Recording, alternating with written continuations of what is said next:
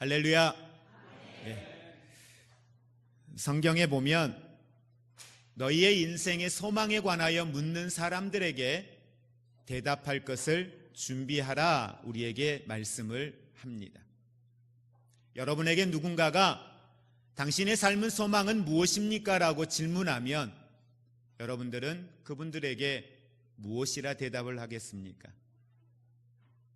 당신이 사는 삶의 이유가 무엇입니까? 라고 질문하면 여러분들은 그분들에게 무엇이라 대답을 하시겠습니까? 여러분 스스로에게 한번 이 시간 우리 질문해 볼까요? 내가 사는 삶의 이유가 무엇인가? 내 삶의 소망은 무엇인가? 이 질문에 대하여 우리가 바르게 대답하기 위해서 우리는 5가지의 질문에 대하여 또한 이해하고 그것에 대하여 우리는 바르게 우리 안에 정립되어진 하나의 가치가 있어야 할 것입니다. 먼저는 나는 누구냐라고 하는 거죠. 나는 누구냐라고 하는 이 질문은 아마 우리의 정체성에 관하여 묻는 질문일 것입니다. 그리고 나는 어디에서 왔는가? 내 근원이죠. 나의 시작이 어디인가? 그리고 세 번째 질문은 나는 지금 어디에 있는가? 내 삶의 목적에 관한 질문이 되어질 것입니다. 그리고 나는 무엇을 할 수 있는가? 내가 가지고 있는 내 삶의 목적 앞에 내가 할 수 있는 것은 무엇인가? 아마 이 질문은 우리의 잠재력에 관한 질문이 되어질 것입니다. 그리고 마지막 질문은 내가 누구인가, 내가 어디에서 왔는가에 대한 질문을 바르게 할 수 있다면 아마 이 5번째 질문에 대한 것에 대해서도 우리는 모든 사람들이 고민하고 갈급해하는 갈증 같은 하나의 질문이 될 수 있을 겁니다. 바로 그건 내가 어디로 가느냐라는 거죠. 내 인생의 운명이 어디에 있느냐라고 하는 이 질문입니다. 앞으로 이 5가지의 질문에 대하여서 저희가 이제 후반기에 이 5가지 질문을 가지고 여러분들에게 한 12주 정도 걸쳐서 설교를 하게 될 것입니다.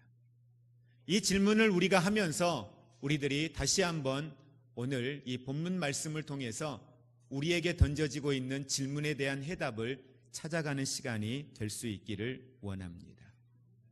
내 삶의 소망, 내 삶의 소명, 이것이 무엇이냐라고 하는 것이죠. 자, 이 삶에 대하여서 구약에서 특별히 창세기에서 이 질문에 대하여 가장 바르게 대답해주고 바르게 살아가고 있는 한 사람의 모습을 오늘 이 시간 여러분들에게 소개를 하려고 합니다. 바로 요셉에 관한 이야기입니다. 우리가 잘 알고 있는 것처럼 요셉은 삶을 2가지의 형태의 모습으로 나누어서 우리는 생각을 해볼 수가 있습니다. 하나는 아버지와 가정 안에서 형제들과 함께 가정 안에서 살고 있었을 때의 요셉의 모습, 또 하나의 모습은 요셉이 형들에 의해서 종에 팔려가서 애굽에서 살고 있을 때의 모습, 애굽에서의 삶도 2 모습으로 나누어질 수 있겠지요. 보디발 장군의 집에 종으로서의 살 때, 그리고 그 가정 안에 나중에는 감옥에 갇혀서 죄수로 살 때의 모습, 그리고 또 한 모습은 이후에 그가 총리가 되어서 살아가는 요셉의 모습일 것입니다. 대단히 다양한 인생이었고 복잡한 인생이었고 누구도 예측할 수 없는 인생을 살았던 사람, 그게 바로 요셉의 삶입니다. 우리는 요셉의 삶에 대하여 대단히 축복받은 사람의 삶이다라고 이야기를 합니다. 그리고 우리의 삶이 요셉과 같은 삶이 되었으면 좋겠다라고 이야기하고 자녀들을 그렇게 축복합니다. 그런데 요셉이 이와 같은 복된 삶을 살 수 있었던 것들이 어디에서 근거하여 요셉이 이와 같은 삶을 살았는가 성경에 찾아보면 특별히 요셉이 애굽에서 살고 있을 때의 그 삶의 현장 가운데에 성경에 보면 3번의 큰 사건이 요셉에게 나타나게 되죠. 하나는 보디발 장군의 집에서 살고 있을 때의 모습, 감옥에서 살고 있을 때의 모습, 애굽의 총리로 살고 있을 때의 모습. 근데 이 세 곳에서의 삶의 현장 가운데에 성경은 요셉의 이 삶을 소개하면서 그곳에 꼭 빼먹지 않고 등장한 메시지가 하나가 있습니다. 그 메시지를 보면 요셉이 어떻게 형통한 삶을 살 수 있었는가, 요셉이 어떻게 그렇게 복된 인생을 살 수 있었는가라고 하는 것을 찾아볼 수가 있죠. 성경에서 요셉의 삶에 대하여 이야기할 때에 그 가운데 공통되게 기록된 말씀 중에 하나는 하나님이 여호와께서 요셉과 함께 하시었다. 그를 형통케 하시었다. 하나님이 요셉을 위하여 그 집을 복되게 하시었다. 이런 말씀이 공통되게 기록되고 있다는 거죠. 어떻게 성경에서는 요셉을 향하여서 하나님이 요셉을 위하여 요셉과 함께 하신다, 요셉을 형통케 하신다, 이 말씀을 반복해서 사용하고 있을까요? 바로 그걸 우리는 요셉이 입에서 그가 고백하는 말씀을 통해서 어떻게 요셉이 하나님 앞에 이와 같이 형통하고 하나님이 요셉을 축복하시고 요셉을 붙드셨는지에 대한 해답을 요셉의 입에서 나오는 말씀을 통해서 우리는 찾아볼 수가 있습니다. 요셉이 애굽의 총리가 되었습니다. 애굽의 총리가 되고 난 이후에 요셉의 삶을 들여다보니까 하나님이 요셉에게 꿈을 해석할 수 있는 지혜를 주시어서 흉년의 때와 풍년의 때를 잘 알게 하셨습니다. 풍년의 때에 애굽뿐만 아니라 애굽 주변에 있는 열방의 국가들도 동일하게 풍년의 때를 맞이했습니다. 풍년의 때가 끝나고 흉년이 다가왔을 때에 애굽뿐만 아니라 주변에 있는 열방의 국가들도 동일하게 흉년을 맞이했습니다. 모든 국가들이 아우성입니다. 비축해 놓았던 곡식들을 다 소진하고 나서 이제는 생계가 어려워져서 굶주림 가운데 놓여 있는 상황들이 됩니다. 그러나 애굽은 풍요로웠습니다. 왜? 미리 준비했기 때문에요. 그리고 시간이 얼마 지나지 않아서 자기의 형들이 요셉 앞에 나타나게 되지요.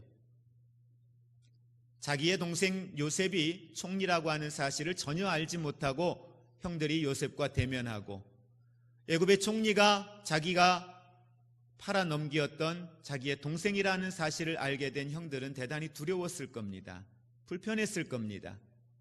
걱정됐겠지요. 그런데 그들을 향하여 요셉이 던진 메시지가 있습니다. 그 메시지 하나가 요셉의 인생이 어떻게 형통한 인생이 될 수밖에 없었는가를 우리는 잘 들여다볼 수 있는 중요한 메시지입니다. 불안해하는 형들 앞에 요셉이 하나님이 큰 구원으로 당신들의 생명을 보존하고 당신들의 후손을 세상에 두시기 위하여 나를 당신들 앞서 보내셨습니다. 그러니 두려워하지 마십시오. 그것 때문에 걱정하지 마십시오. 이게 요셉의 대답이었습니다. 요셉의 형들에게 이야기하는 메시지의 중심은 그겁니다. 하나님의 큰 구원으로 하나님이 계획하시는 하나님의 계획하심 속에 하나님이 당신들의 생명을 보존하기 위하여서 하나님이 나를 당신들 앞서서 이곳에 보내셨습니다. 이 말을 다시 표현하면 하나님은 이스라엘을 선택하시고 그들로 하여금 하나님의 백성을 삼으시고 그들을 통하여 열방의 국가들에게 하나님이 어떤 분인지 하나님의 영광을 드러내는 축복의 통로로 하나님은 이스라엘을 택하시고 사용하셨습니다. 그래서 환난과 고난이 있었고 그들에게 많은 삶의 위기가 있었지만 하나님은 그 고난과 위기의 삶의 현장에서 이스라엘을 구원하셨고 이스라엘을 붙드셨던 것을 우리는 성경을 통해서 잘 볼 수가 있습니다. 요셉의 중심은 자기가 아니었습니다. 요셉의 중심은 자기 앞에 놓인 환경이 아니었습니다. 요셉의 철저하게 그의 삶의 중심은 하나님이었습니다. 그가 아버지와 어머니와 형제들과 함께 살고 있었던 땅에서도 그의 중심은 하나님이었습니다. 종으로 팔려와서 보디발 장군의 집 안에서 종노릇하고 있는 그 시간에도 그의 중심은 하나님이었습니다. 그가 억울한 누명을 쓰고 감옥에 갇혀있는 그 시간에도 그의 중심은 하나님이었습니다. 그가 이 이후에 애굽의 총리가 되어서 모든 것을 다스릴 수 있는 권세와 능력을 가진 총리가 된 그 시간에도 바로 요셉의 삶의 중심은 하나님이었습니다. 그래서 그는 말할 수 있었습니다. 하나님의 큰 구원, 하나님의 큰 계획, 하나님의 소원, 하나님 아버지의 마음, 그것이 무엇인지를 가지고 그 속에서 자신의 삶을 해석했고 자기가 무엇을 해야 할 것인가에 대하여서 삶의 방향을 결정하며 그것을 자신의 삶의 목적과 이유로 그는 삼고 살아갔던 사람, 그게 요셉이었다는 거죠. 하나님의 소원, 하나님이 내 인생을 통하여 무엇을 하기를 원하시는가, 거기에 집중했던 요셉이었기에 억울하고 화나고 불편한 상황이지만 속상하고 그 마음의 분노를 인간의 방법으로 해결하고자 하는 그 욕구가 그의 마음속에 어떤 형태로든지 자리했을 터이지만, 그러나 그것보다 요셉의 마음에는 하나님의 소원이 더 컸습니다. 하나님의 비전이 더 컸습니다. 그러기에 그 안에 있는 불편한 감정들을 능히 이기고 여호와의 뜻을 따라 생각하고 여호와의 뜻을 따라 말하고 여호와의 뜻을 따라 행할 수 있는 믿음의 사람으로 요셉이 살아갔던 것을 보게 됩니다. 여러분의 인생을 향한 하나님의 소원이 무엇이라고 생각합니까? 여러분을 향하여 하나님이 어떤 소원을 가지고 계실 거라 생각하십니까? 오늘 요한복음 3장 16절에 하나님은 우리를 향하신 하나님의 소원, 이 땅을 향하신 하나님의 소원, 그 소원을 우리에게 말씀을 하고 있습니다. 하나님이 세상을 이처럼 사랑하사 예수님을 우리에게 보내주시었다라고 합니다. 보내주신 이유는 하나입니다. 이는 저로 말미암아 영생을 얻게 하기 위함이다. 이 땅에 예수 그리스도가 오신 목적은 하나입니다. 우리를 구원하기 위함이라 말씀합니다. 그러면서 17절 말씀에 우리에게 이야기합니다. 하나님이 그 아들을 세상에 보내신 것은 세상을 심판하려 하심이 아니요 그로 말미암아 세상이 구원을 받게 하려 하심이라. 18절 말씀에 그를 믿는 자는 심판을 받지 아니하는 것이요 믿지 아니하는 자는 하나님의 독생자의 이름을 믿지 아니하므로 벌써 심판을 받은 것이니라. 예수님의 이 땅에 오심의 목적은 우리를 구원하기 위함이다. 우리를 구원하시기 위하여서 예수님이 이 땅에 오셔서 하신 일은 십자가를 지시고 우리의 죄의 값을 치루시고 음부의 권세의 자리에 내려가서 그 죄의 값을 치루시는 것을 온전히 다 확인하시고 그리고 다시 부활하심으로 우리에게 산 소망을 허락해 주시었습니다. 하나님의 우리의 인생을 향하여 이 역사 가운데에 하나님이 가장 많은 에너지를 쏟고 가장 집중하시는 하나님의 소원, 하나님의 사역 무엇일까? 여러분, 그걸 우리는 여러 가지로 표현할 수 있겠지만 궁극적인 건 한 가지입니다. 영혼 구원입니다. 사람을 살리는 일입니다. 그리스도를 알지 못하는 사람들에게 예수 그리스도를 전하고 예수 그리스도를 믿음으로 말미암아 우리의 죄의 값이 이미 예수 그리스도 안에서 다 지불되어졌고 그리스도를 믿는 자마다 영생을 얻고 구원함을 얻고 그 구원으로 말미암아 하나님이 우리를 처음 창조하셨을 때에 창세기 1장에 기록되어진 하나님의 형상, 하나님의 모양을 회복함으로 다시 하나님이 처음 우리를 창조하셨을 때의 그 형상의 모습으로 우리를 회복하시는, 결국은 이 땅 가운데에 나중에 천년 왕국이 지나고 주님의 마지막 날 하나님의 때가 되었을 때에 처음 하나님이 천지를 창조하셨을 때의 그 모습을 온전히 회복하기를 원하시는 것, 그것이 하나님이 우리를 향하신 하나님의 소원임을 여러분 기억하시기를 주님의 이름으로 축복을 드립니다.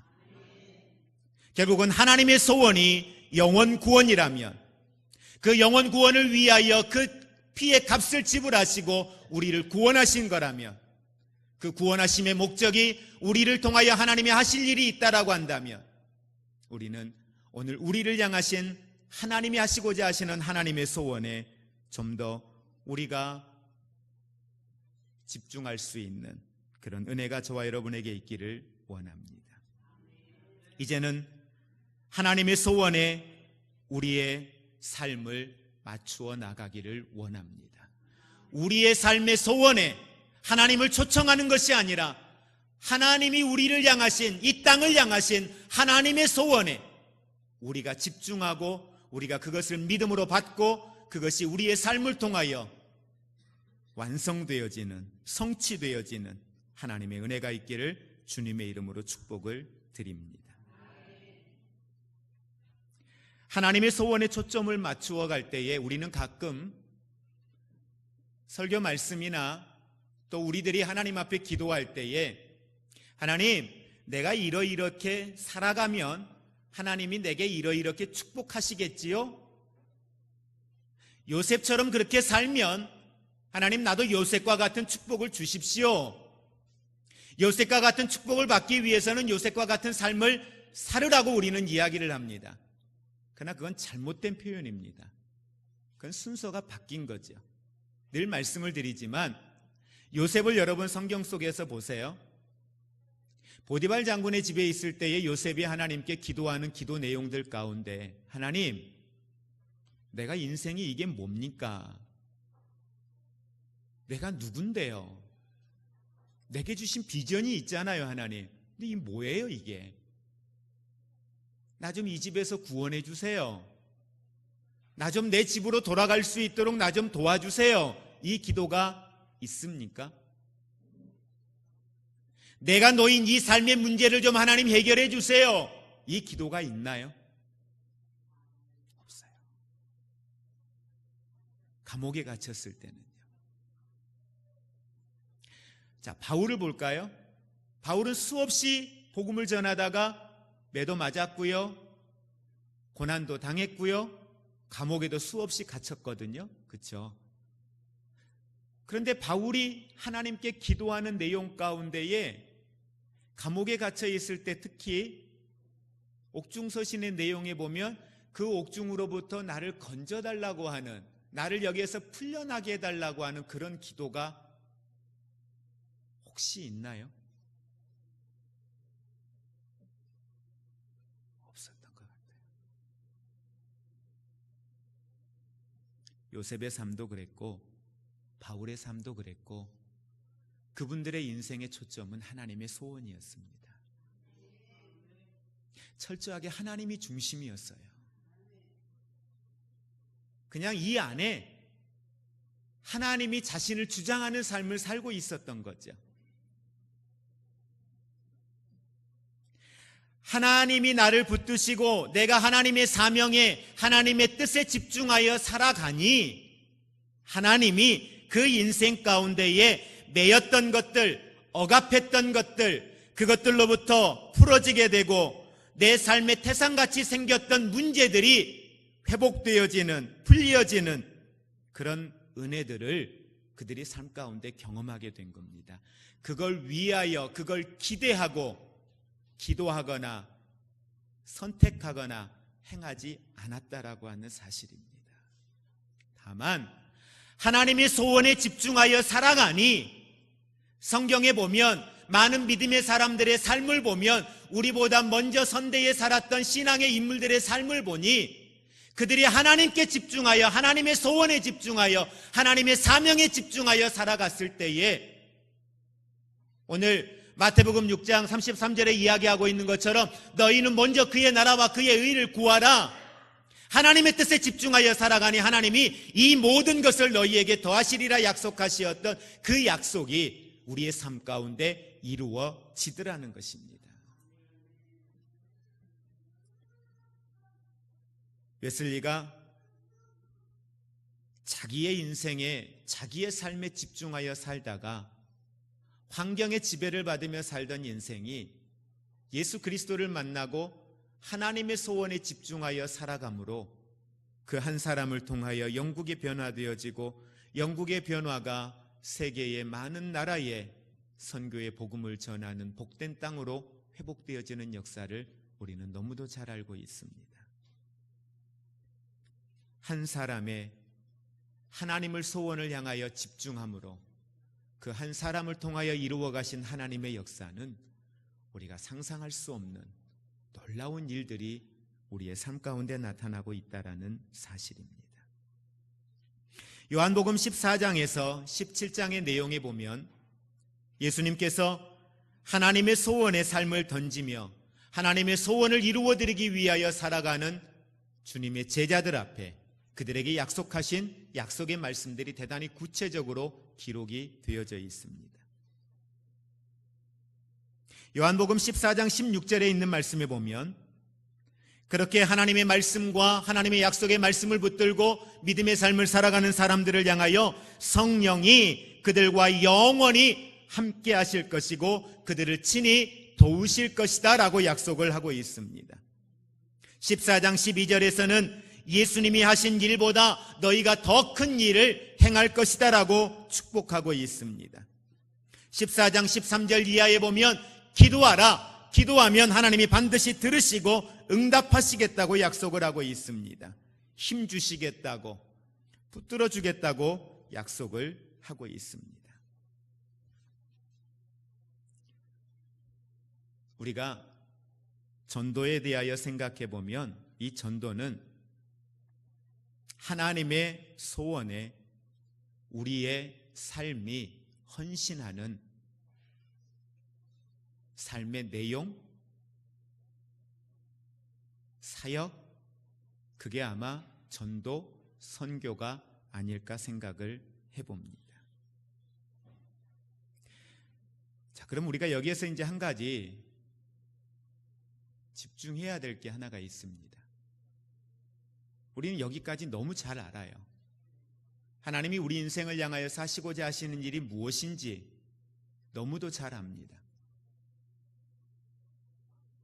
영혼 구원을 위하여 전도하고 복음 전하는 삶을 살아야 하고 지역사회 가운데 복음을 전해야 하고 세계 선교를 해야 하고 너무도 잘 알죠.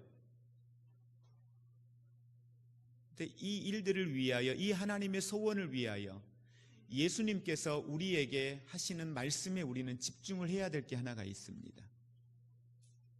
마태복음 28장 19절 이하에 보면 그러므로 너희는 가서 모든 족속으로 제자를 삼아 아버지와 아들과 성령의 이름으로 세례를 주고 내가 너희에게 분부한 모든 것을 가르쳐 지키게 하라. 제자들에게 예수님 말씀하신 명령입니다. 그들에게 부여하신 사명입니다. 근데 예수님께서 이 사명을 제자들에게 부여하시면서 제자들에게 당부하신 게 하나가 있어요. 이 사명을 감당하는 데 있어서 오늘 우리에게 꼭 필요한 한 가지의 것을 명령하고 있습니다. 그건 우리의 선택이 아닙니다. 쉽게 표현하면 너희가 내 증인이 되어야 하고 너희가 가서 복음을 전하는 전도자가 되어야 하겠는데 너희가 나보다 더 큰 일을 이루는 사역자가 되어야 하겠는데 이 생명을 살리는 삶을 살아야 되겠는데 이걸 위하여 너희에게 꼭 필요한 게 있다. 이게 아니면 안 된다 하시면서 우리에게 명령하신 게 있단 말이죠. 그게 어디에 있어요? 사도행전 1장 8절입니다. 오직 예루살렘, 유다, 사마리아 땅끝까지 이르러 뭐가 되라? 내 증인이 되래요. 자, 가서 내 증인이 되래요. 근데 증인이 되는데 앞에 시작하는 말을 오직이라고 시작합니다. 다시 말하면 너희가 나의 증인이 되기 위해서 너희에게 필요한 것이 하나가 있는데 그것이 여러 가지가 아니라 한 가지라고 이야기를 합니다. 그게 바로 성령입니다.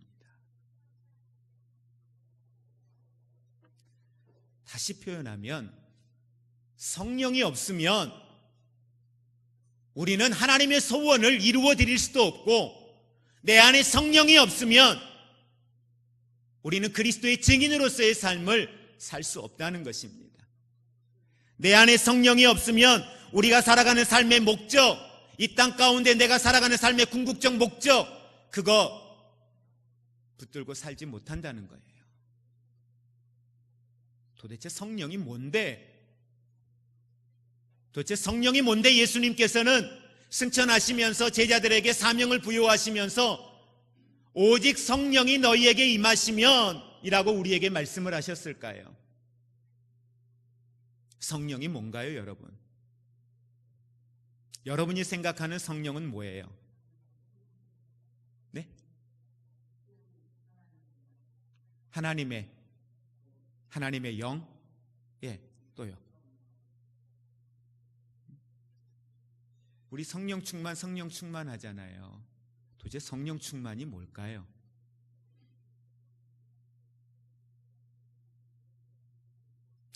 자, 우리가 자꾸 살아가면서 교회에서도 그렇고요, 이 일이라고 하는, 사역이라고 하는 것에다가 집중을 하면 이 성령 해석하는 게 또 달라져요. 그러니까 오직 성령이 너희에게 임하시면 너희가 뭘?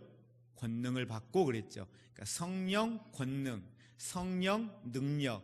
그럼 이 능력을 자꾸 외적으로 드러나는 어떠한 외적으로 드러나는 힘, 외적으로 드러나는 어떤 현상, 자꾸 이쪽으로 우리가 이 성령을 생각할 때가 많아요. 물론 맞아요. 틀린 게 아니에요.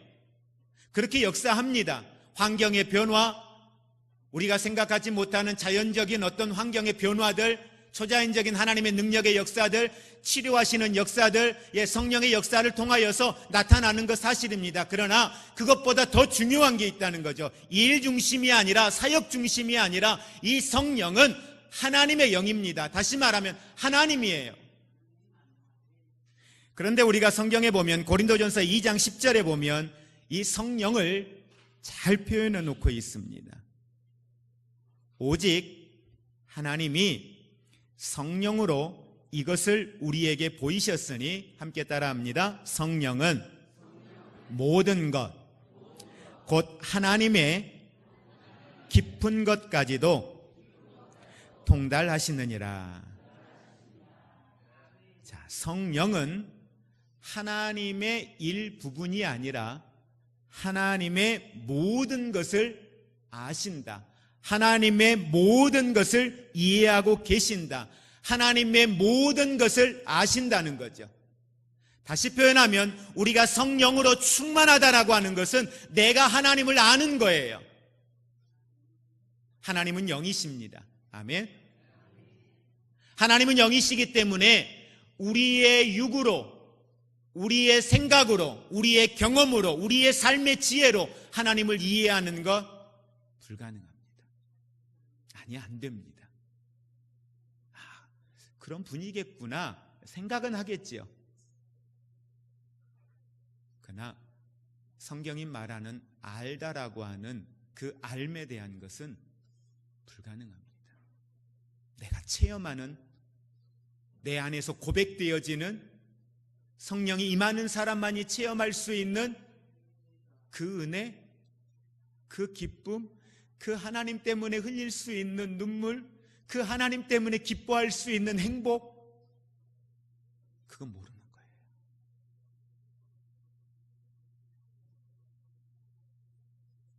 여러분, 바울에게 필요했던 성령이 뭘까요? 지식일까요? 능력일까요? 아니요. 바울은 이미 지식으로 누구보다 하나님을 더 많이 아는 사람이에요. 바울에게 필요했던 건 하나님이 어떤 분인지, 내 육으로 바라보았던 하나님이 아니라 내 지식으로, 역사적 배경으로 알고 있었던 하나님이 아니라 성령이 내 안에 임함으로만이 알 수 있는 그분의 깊은, 우리를 향한 그분의 생각, 그분의 마음, 우리를 향한 그분의 사랑, 우리를 향한 그분의 긍휼, 그거예요. 바울이 그걸 알고 나니까, 그 하나님이 어떤 분인지를 알고 나니까, 그분의 사랑이 어떤 것인지를 알고 나니까, 그냥 그분 앞에 서니까 내가 그냥 죄인이 아니라 얼마나 내가 연약한 사람이었는지, 정말 나 같은 사람이 어떻게 이 은혜를 받을 수 있을까 상상이 안 가는 거죠. 왜? 그 사랑을 알고 나니까. 어제 밤에 늦게까지 한 집사님과 11시까지 이제 상담을 하게 됐어요, 교회에서. 그래서 여러 이야기를 나누면서 그 이야기 가운데 집사님,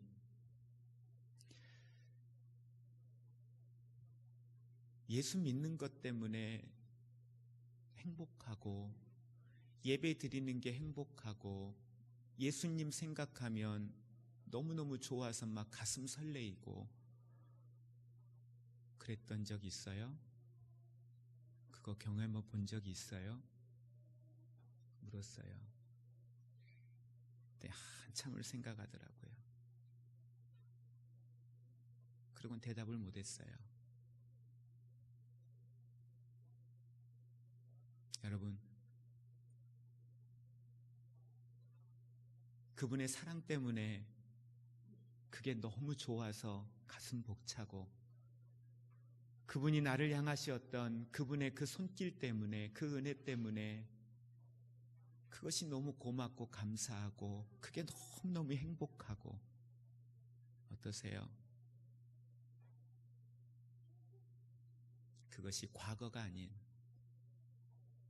오늘의 우리의 고백이요, 오늘 우리의 하나님의 은혜가 될 수 있었으면 좋겠습니다.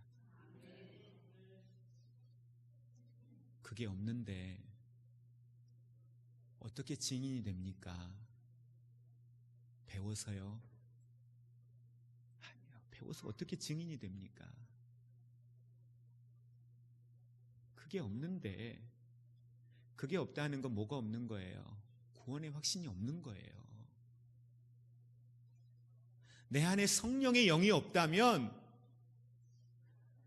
예수 그리스도가 나의 주라고 고백할 수 있는 건, 예수 그리스도 안에서 내가 구원받은 사람이라고 고백할 수 있는 건 내 지식으로 믿어지는 것이 아니라 성령이 내 안에서 하나님의 영으로 임하시어서 그것이 깨달아지고 믿어지게 해주셔야만이, 그것이 하나님의 선물이라고 하는 것이 믿어져야만이 고백할 수 있는 신앙이에요. 그게 없다면 여러분, 우리 다시 생각해야 돼요. 2018년도 시작하면서 교회 앞에 기도 제목 여러분 내놓으셨잖아요. 많은 분들 기도 제목 주신 거 가지고 최소한 일주일에 한 번은 새벽 기도하면서 꼭 기도를 합니다. 그런데 여러분, 그 기도 제목 가운데 유일하게 집사님 가운데 한 분만 기도 제목이 이거예요. 하나님, 구원의 확신 갖게 해주세요. 집사님 기도 제목이에요. 하나님, 나 구원의 확신 갖게 해주세요. 왜? 아직 내 안에 예수 믿는 것 때문에 행복하고, 예수 믿는 것 때문에 가슴 설레이고, 이 경험이 없는 거예요. 근데 그걸 기도 제목으로 내놨다는 게 저는 너무 감사했어요. 그게 너무 고마운 거예요. 저는 하나님이 반드시 그 기도 가운데 성령의 임재하심을 통하여 구원의 은혜가 임하였음에도 불구하고 내가 알지 못했던 거라면 하나님이 알게 하실 줄 믿습니다. 그 감격과 그 기쁨, 그 즐거움이 깨달아지고 믿어지게 될 줄로 믿습니다. 무엇을 통해서 가능합니까? 성령입니다. 일하라고 주시는 것이 아니라, 일은 나중의 일이에요. 하나님이 왜 우리에게 내 증인이 되어서 먼저 나가라고 하지 아니하고 왜 우리에게 성령 받으라고 말씀하시는가? 그건 하나님에게 중요한 것은 나가서 일하는 것도 중요하지만 더 큰 것은 너희가 나를 알기를 원하는 거죠. 하나님이 어떤 분인지 부분이 아닌 모든 것을 알고 계시는 그 성령이 영이 임하여야만이 하나님을 알 수 있으니까, 그분이 뭘 원하는지를 알 수 있으니까, 그분의 생각이 무엇인지를 알 수 있으니까, 그거 알기를 우리에게 원하시는 겁니다.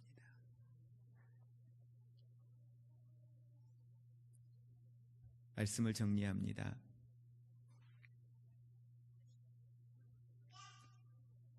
여러분, 하나님께 가장 받고 싶은 선물이 무엇입니까?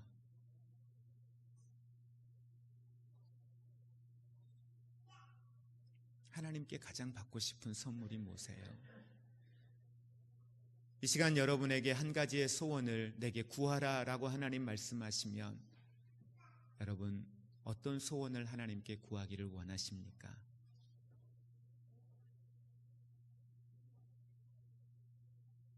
그리고 이 시간 우리는 한 번 더 질문하기를 원합니다. 하나님, 지금 내 삶 가운데 하나님의 소원이 무엇입니까? 지금 내 삶에 하나님의 소원이 무엇입니까? 하나님께 이 시간 함께 기도하며 여쭙기를 원합니다. 같이 우리 기도하겠습니다. 이제는 우리 주 예수 그리스도의 은혜와 하나님 아버지의 사랑하심과 성령님의 교통하심이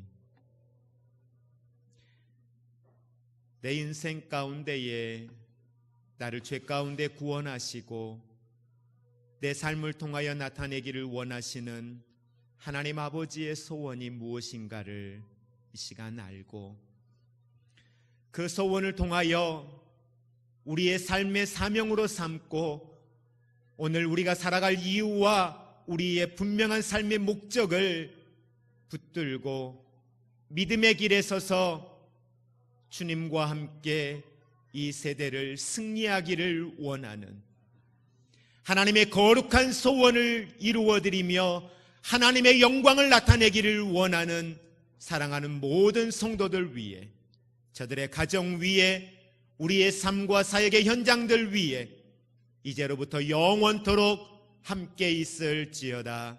아멘.